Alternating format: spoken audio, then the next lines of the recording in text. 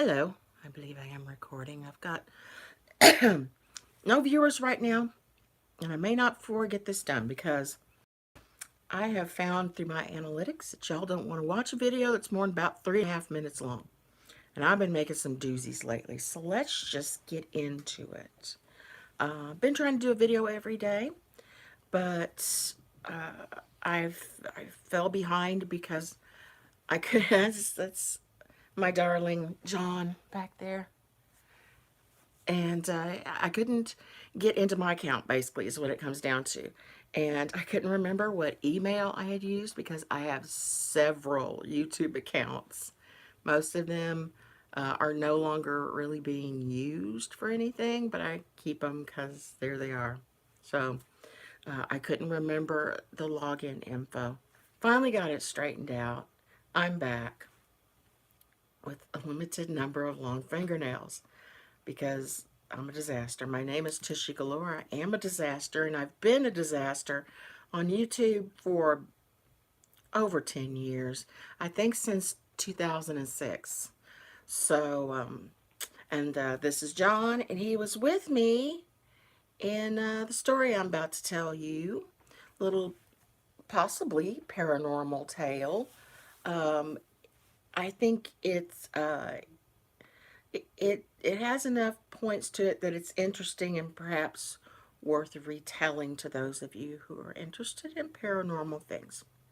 So, last summer I became fascinated, or maybe last spring, I became fascinated with mausoleums because I had watched some videos on YouTube. And I mean, they're so beautiful and pristine looking, but then there's absolute horror in the walls. And that's just what it comes down to. I think it takes a certain kind of special person who either has some kind of a fear of being underground or someone who thinks they're too special to be buried in the ground. I don't know exactly why people do it, but I find it interesting. And some of them are gorgeous to go inside of them. They're beautiful. I had wondered what we had for mausoleums here in Arkansas, and even into parts of Oklahoma and Missouri because I wanted to start checking them out. So I decided to start with the local ones, and there are not many at all, I will say. Northwest Arkansas has a shortage of them, and the few buildings that could be considered mausoleums are usually just for family. They are locked up tight. You can't get in, you can't really see in at all.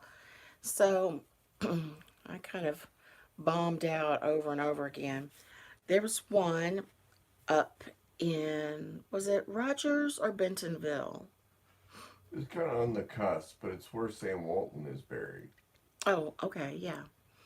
That's right. It's in the same cemetery with Sam Walton because I wanted to see where he was buried. And Sam Walton, the man who started Walmart.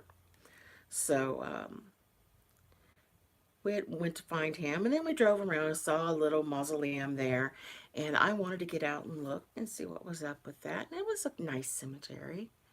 It was, kind of fun to drive around and read the stones and whatnot. So we got out and had two big doors with iron handles, and I don't remember what the glass was like. I think I could see through it some because I remember peering in there, and yeah, I remember looking in. So it must have been like some maybe a little bit frosted glass or whatnot, but I couldn't read names on anything. So I, rattled the doors and I rattled them again because I thought maybe it would get some spiritual activity going.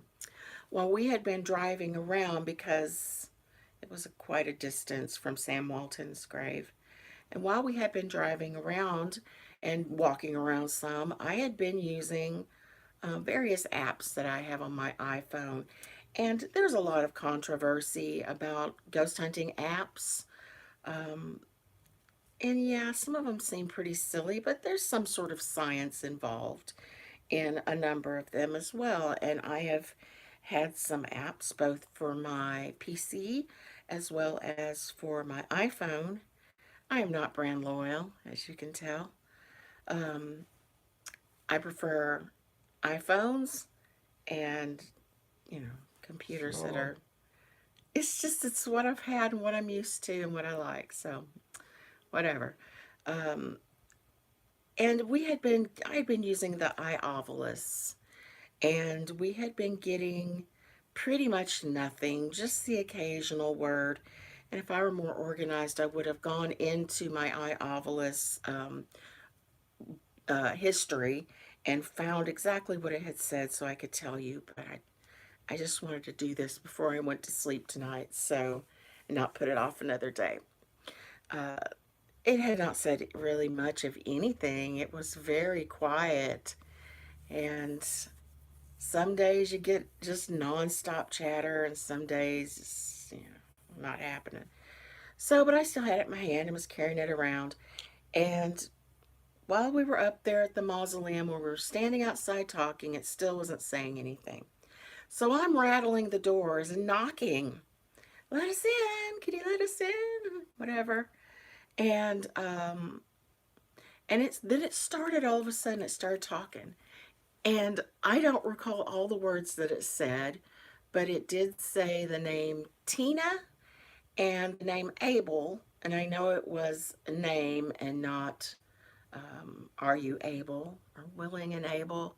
It was a name because it was capitalized.